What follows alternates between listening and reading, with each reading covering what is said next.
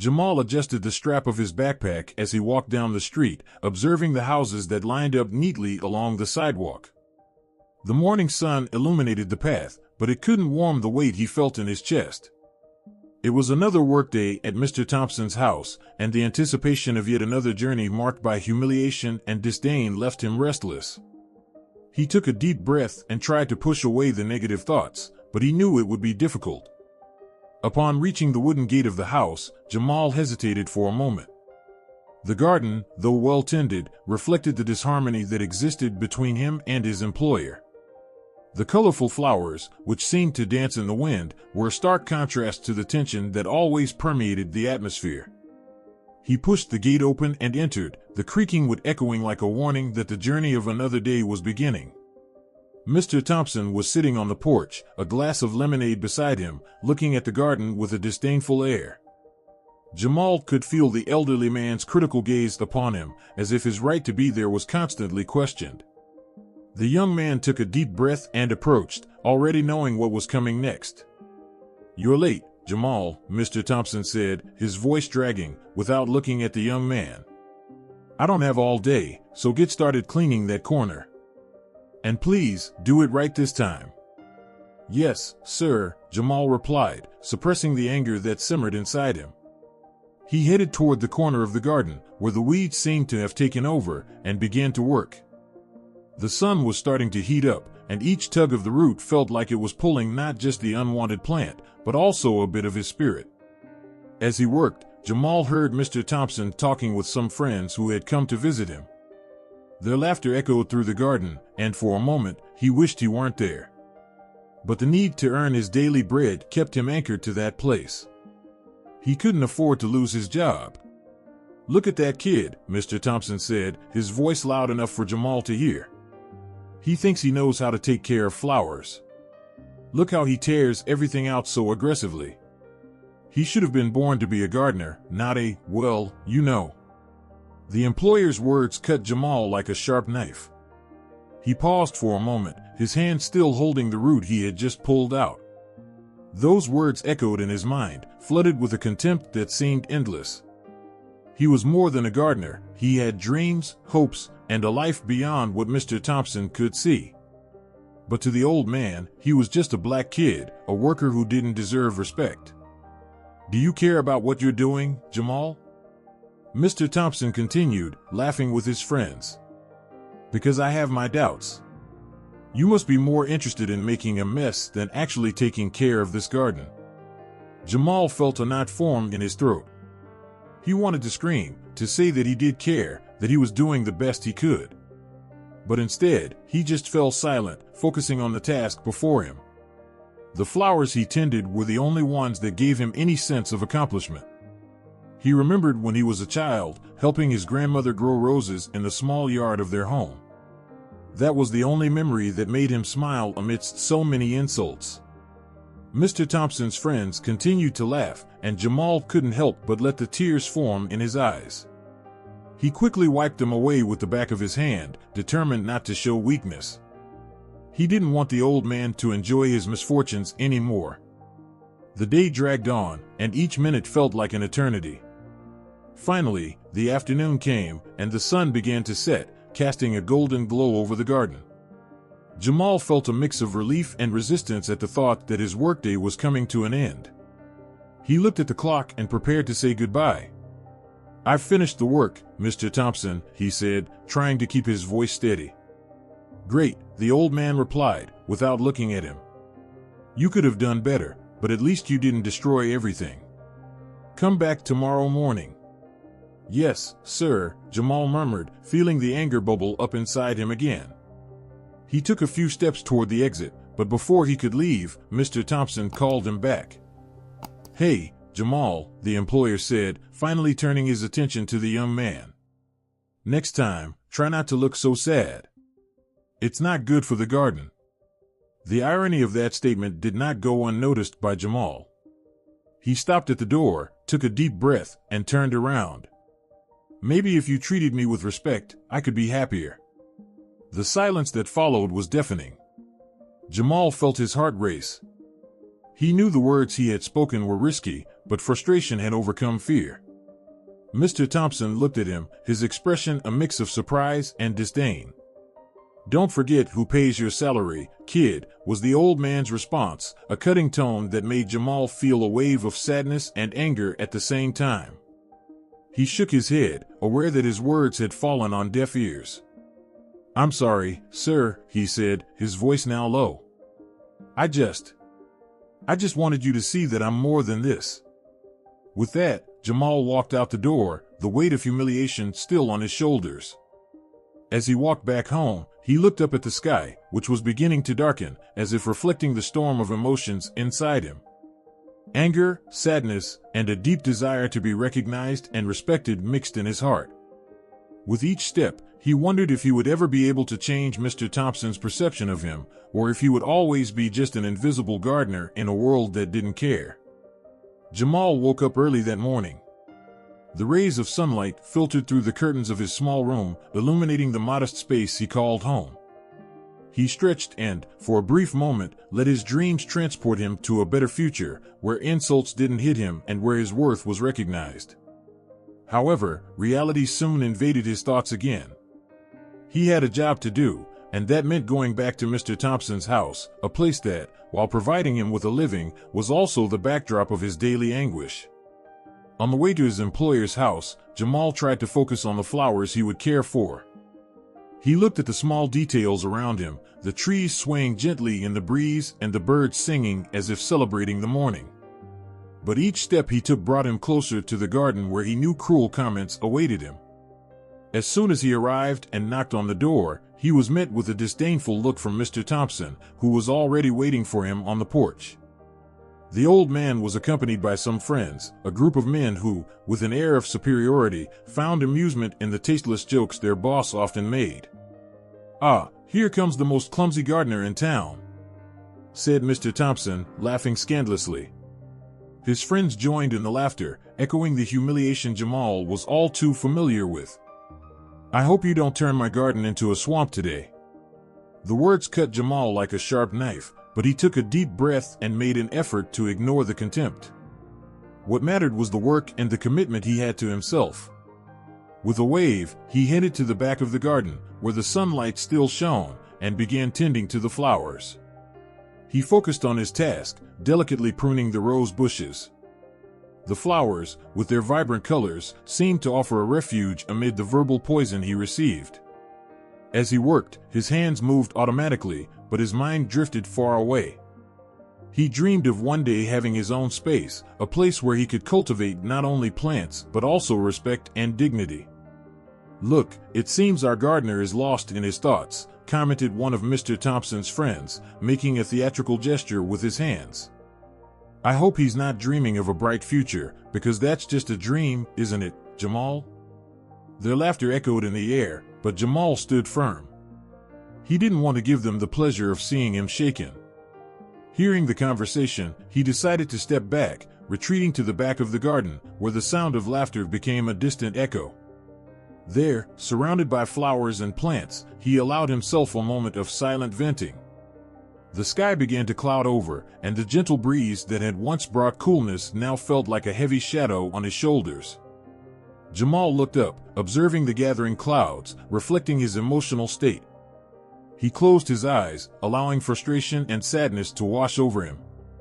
"One day, I will be respected," he murmured to himself, his voice almost lost among the whispers of the wind. "One day, people will see who I really am." The sound of a door opening brought reality crashing back. It was Mr. Thompson, approaching, still surrounded by his friends. He looked at Jamal, who was bent over the flowers, and made another joke. "Look, he's so focused that he's probably talking to the flowers," he said, and his friends immediately joined in the laughter. "I hope they have a better sense of humor than he does." Jamal felt a wave of anger rise, but he controlled himself. He couldn't let the old man's words hit him once again. With a firm movement, he lifted his head and faced his boss.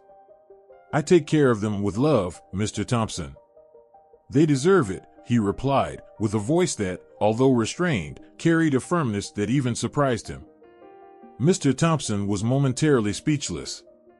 The reaction from his friends was instant. An awkward silence filled the air, and Jamal, sensing the opening, decided not to let the opportunity pass.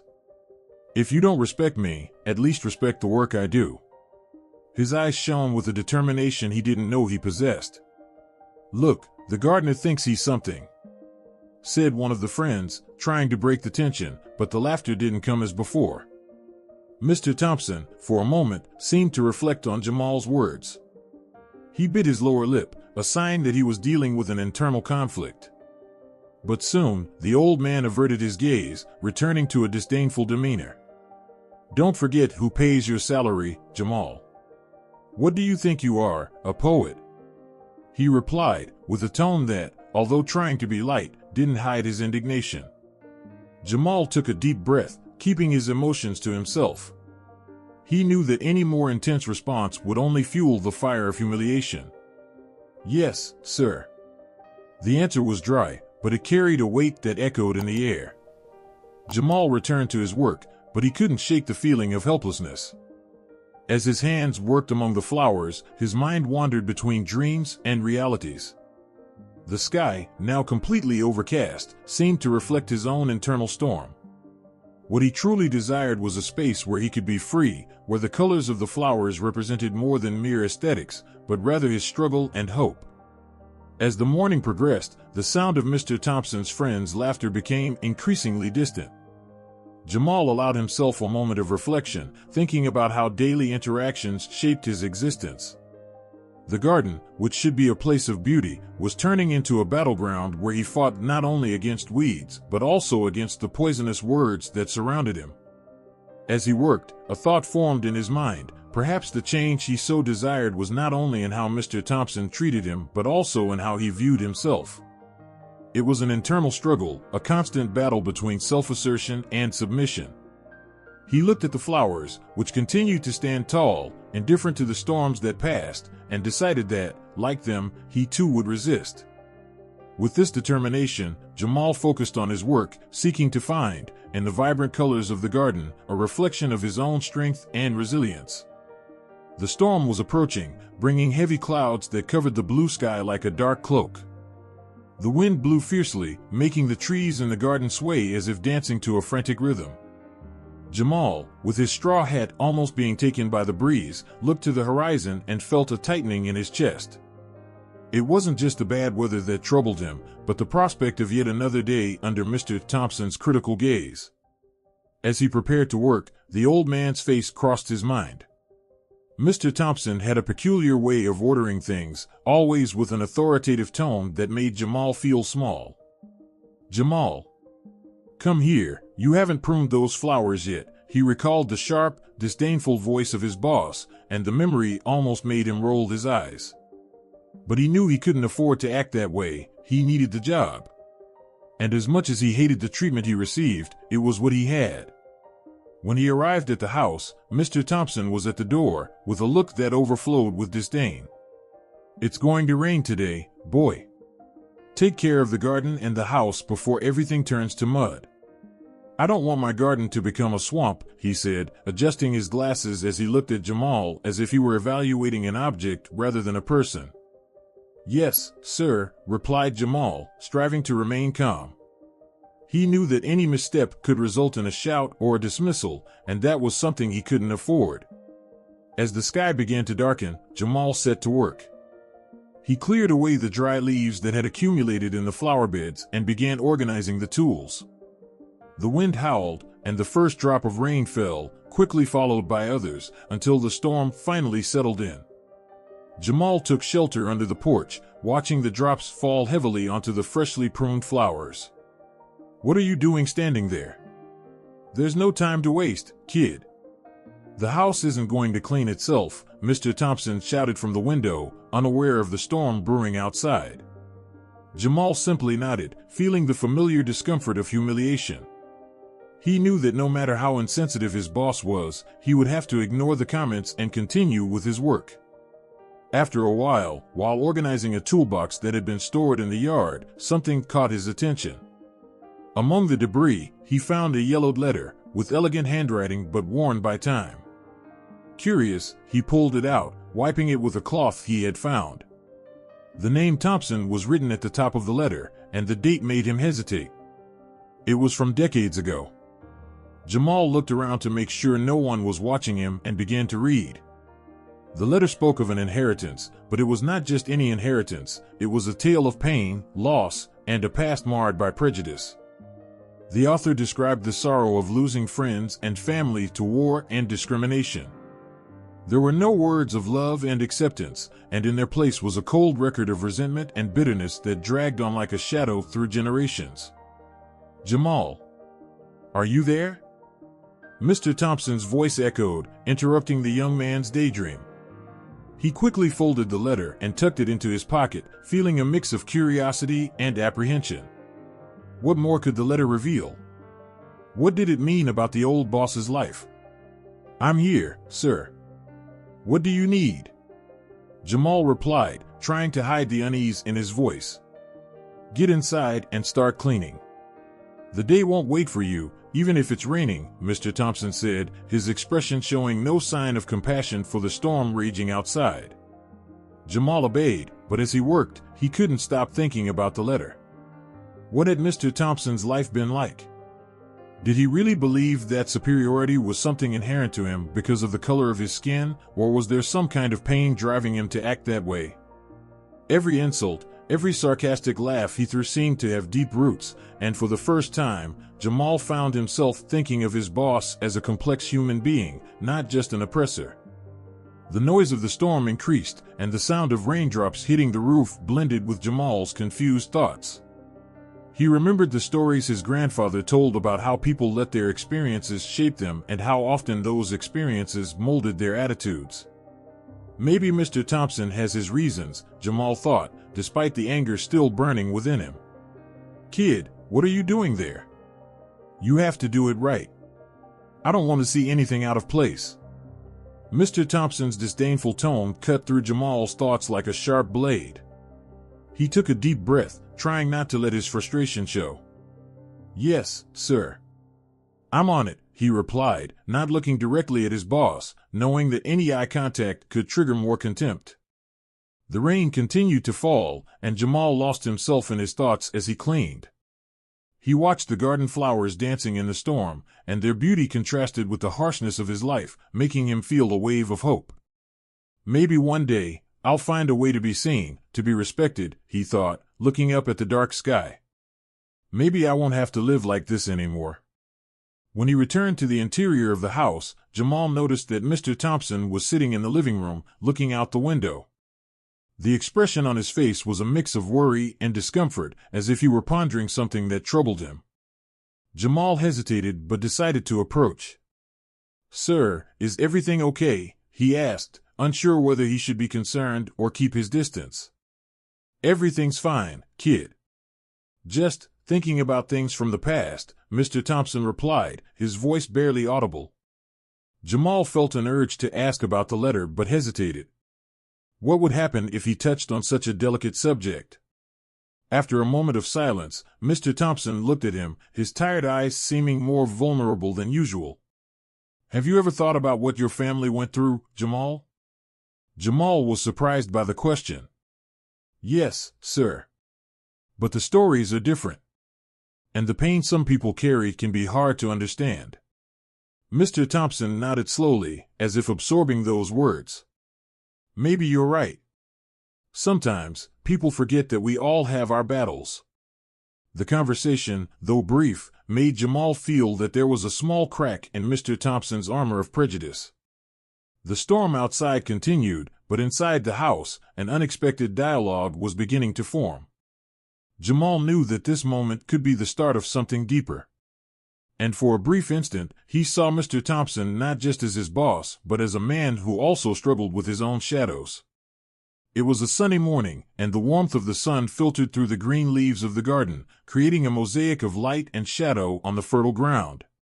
Jamal was crouched down, tending to the flowers that Mr. Thompson demanded be kept immaculate. He allowed himself a brief moment to appreciate the beauty around him, the vibrant hues of the petals contrasting with the deep green of the leaves. But, as always, this peace was fleeting. The silence of the garden was broken by a sharp scream that reverberated through the air, making Jamal's heart race. "Jamal! Help me!" The sound was Mr. Thompson's, and the urgency in his voice made Jamal quickly stand up, his body on high alert. He hesitated for a moment, remembering the cruel words and humiliations he had endured. But before he could get lost in feelings of resentment, a new impulse took over him. The elderly man was in danger. Without thinking twice, Jamal ran toward the source of the scream. When he arrived, Jamal found Mr. Thompson fallen next to a tree, the pruning shears slipping from his hand and clanging to the ground. The old man was pale, and a look of pain was etched on his wrinkled face. He had tried to prune a high branch and, losing his balance, had fallen awkwardly. Jamal, despite his earlier indignation, felt a wave of compassion. "Calm down, Mr. Thompson, I'm going to help you," Jamal said, his voice steady despite the adrenaline coursing through his veins. He crouched next to his boss, assessing the situation. The elderly man had a visibly injured leg, and the fear in his eyes was palpable. I can't get up," Mr. Thompson stammered, his voice trembling. The pain seemed to make his words hard to pronounce. "Don't worry, I'll call an ambulance," Jamal replied, his tone now softer, almost protective. He pulled his phone from his pocket and quickly dialed emergency services, explaining the situation while watching Mr. Thompson trying to compose himself. "It's an emergency. An elderly man fell and seems to be injured in the leg." As he spoke, Jamal looked at the man, who was pale and sweating. "The ambulance will be here soon, sir. You need to try to stay calm." You don't have to do this for me," Mr. Thompson murmured, his voice choked with pain and surprise. I don't deserve it." Jamal turned to the elderly man, a mix of anger and compassion in his eyes. "No one deserves to be alone in a moment like this, Mr. Thompson. I may not like what you do or say, but that doesn't mean I'm going to leave you here." The elderly man looked at Jamal, his eyes filled with confusion. He had always treated the young man as inferior, but now, in this moment of vulnerability, he was being helped by someone he had constantly belittled. Jamal's words pierced his mind like a ray of light cutting through the darkness, and he felt like a small man. While they waited for the ambulance, Jamal began to administer first aid. He looked at Mr. Thompson's leg and saw swelling around the knee. "I'm going to put a clean cloth over the wound to prevent infection, okay? You just need to try not to move too much." The old man nodded, his mind confused. Jamal took his handkerchief and carefully tied it around the injured leg, trying to alleviate some of the pain.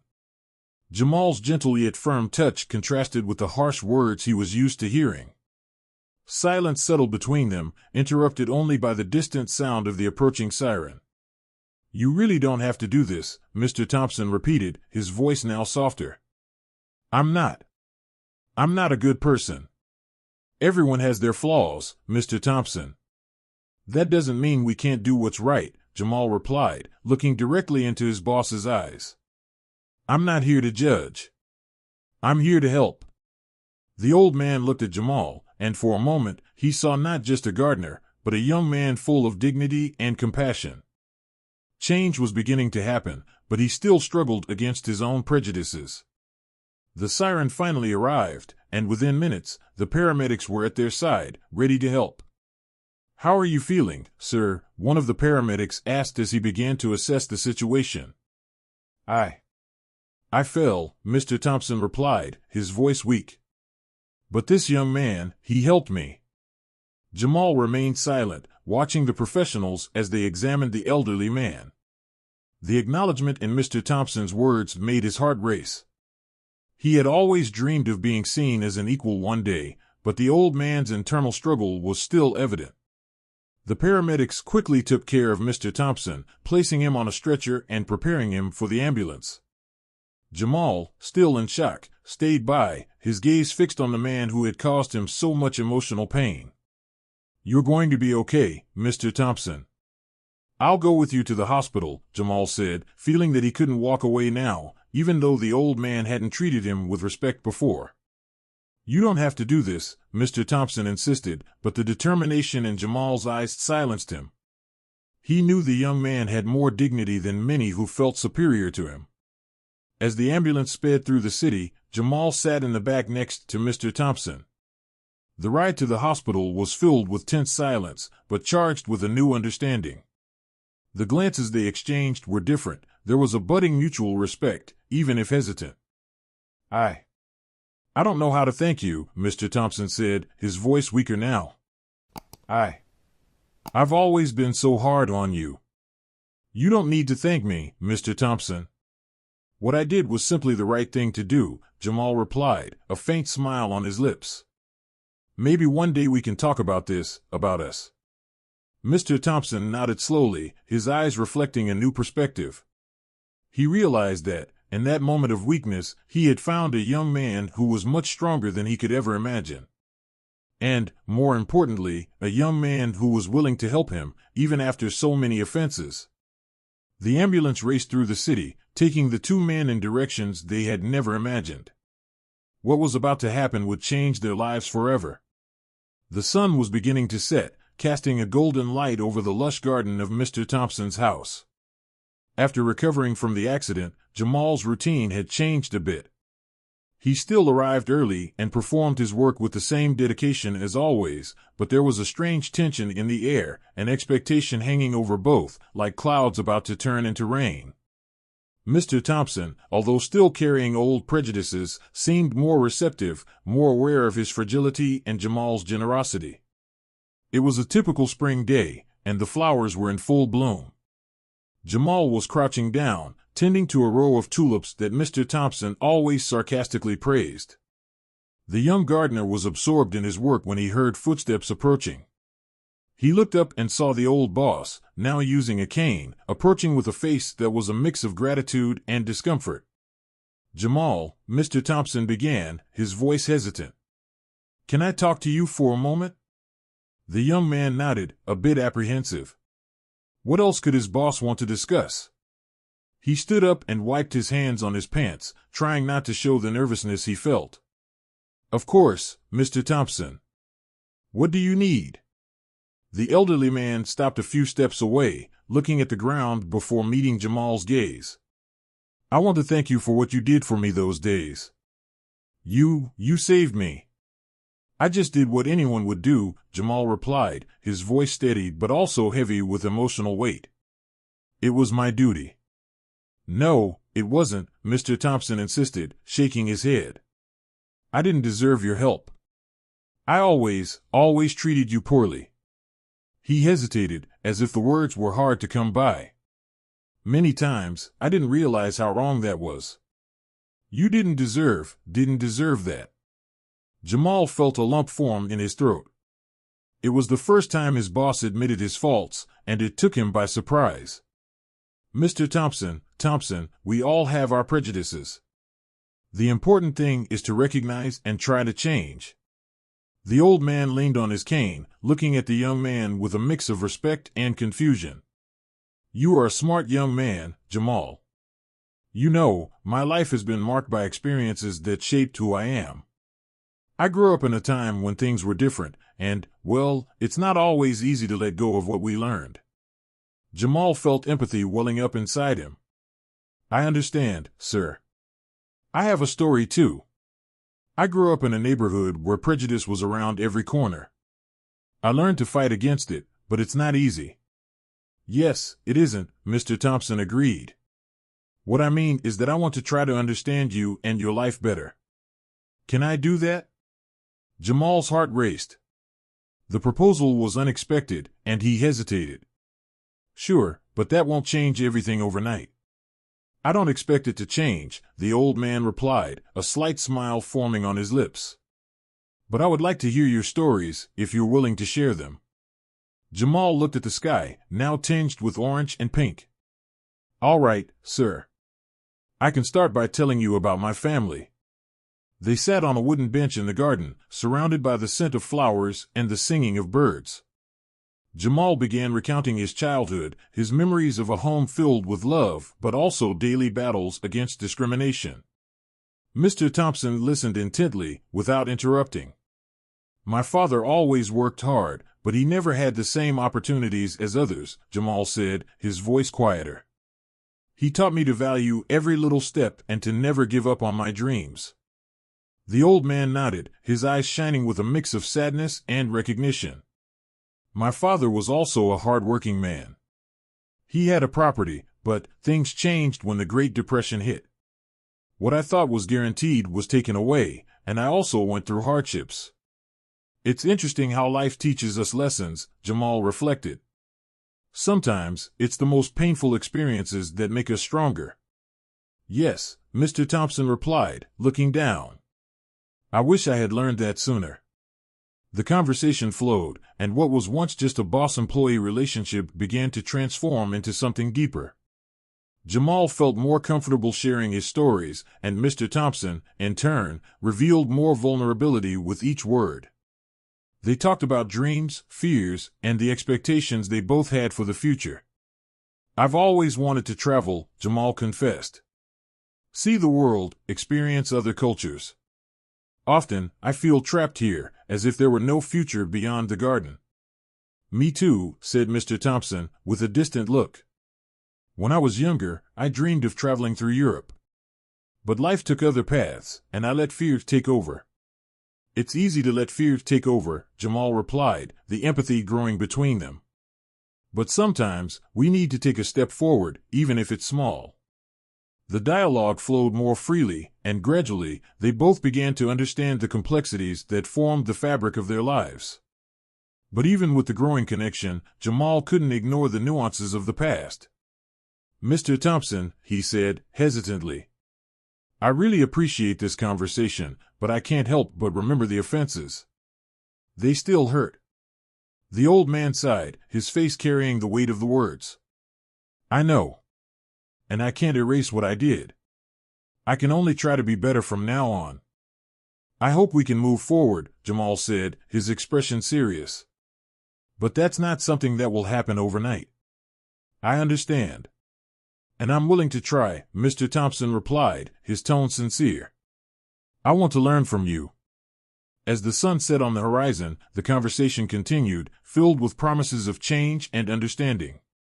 Jamal realized that despite all the humiliation and pain of the past, there was a path ahead, a path that could be walked together, even if slowly. And so, that afternoon, under the soft light of twilight, a new chapter began to be written in both their lives, where empathy and the courage to change could finally overcome the barriers of prejudice. A month had passed since the accident that changed the dynamic between Jamal and Mr. Thompson. The afternoon sun filtered through the leaves of the old tree in the yard, creating a play of light and shadow on the path to the boss's house. Jamal felt a mix of anticipation and anxiety. He had received an invitation for dinner, something he never imagined would be possible. Mr. Thompson, who once seemed like an impenetrable wall of prejudices, now appeared to have somehow opened up. Upon entering the house, Jamal noticed the carefully arranged decor. The smell of home-cooked food filled the air, and soft music played in the background. The atmosphere was welcoming, something that contrasted with the coldness he used to associate with the elderly man's home. Mr. Thompson was in the kitchen, stirring a pot. When he noticed Jamal's presence, he turned with a hesitant smile. Ah, Jamal. I'm glad you came, the boss exclaimed, wiping his hands on a dish towel. I hope you're hungry. I've made some of my famous stroganoff. Jamal smiled, a bit surprised by the warm reception. It looks great, Mr. Thompson. Thank you for the invitation. As they sat down at the table, Jamal noticed something different in the boss's gaze. The rigidity that usually accompanied his orders and sarcastic comments now seemed to have been replaced by genuine kindness. The dinner began with trivial conversations, but soon Mr. Thompson brought up a more serious topic. You know, Jamal, I've been reflecting a lot on life lately. After the accident, I realized that, in a way, I was losing perspective. I was a tough man, and I admit I made mistakes, especially with you. Jamal looked at his plate, feeling a lump in his throat. You don't need to worry about that, Mr. Thompson. I just did what anyone would do. No, it's not just that. What you did for me was more than just an act of kindness. You saved my life. And because of that, I've decided to change some things.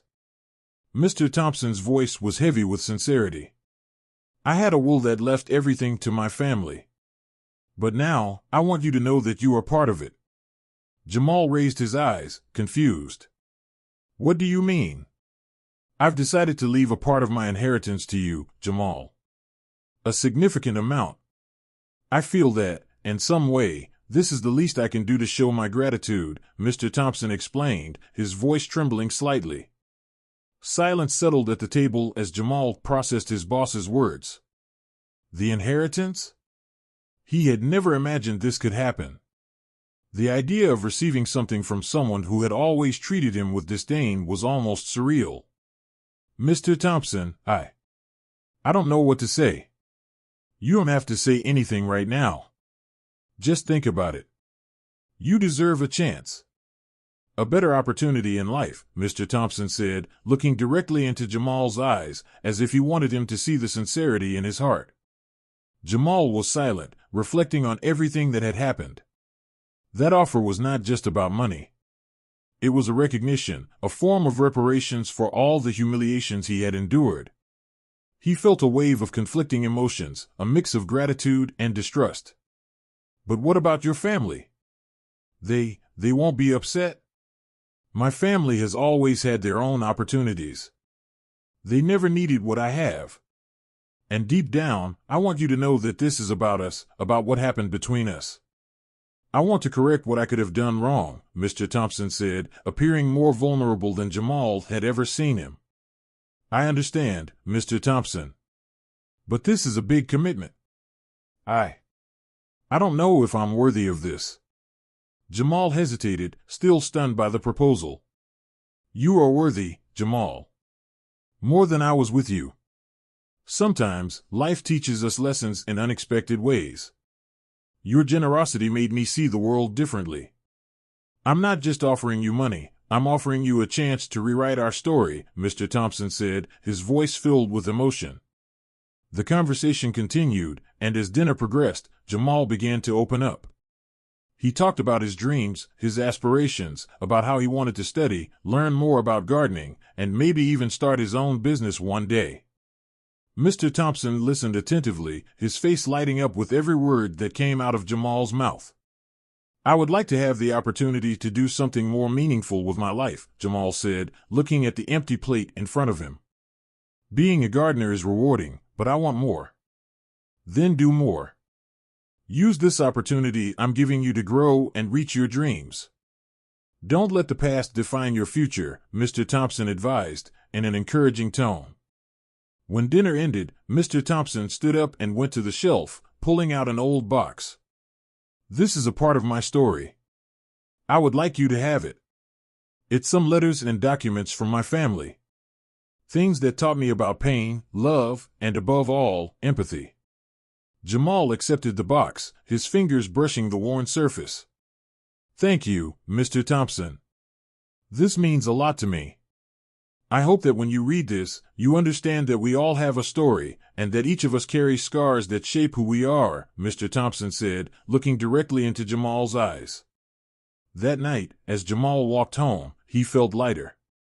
Mr. Thompson's words echoed in his mind, and he began to envision a different future, one where he could be respected and valued.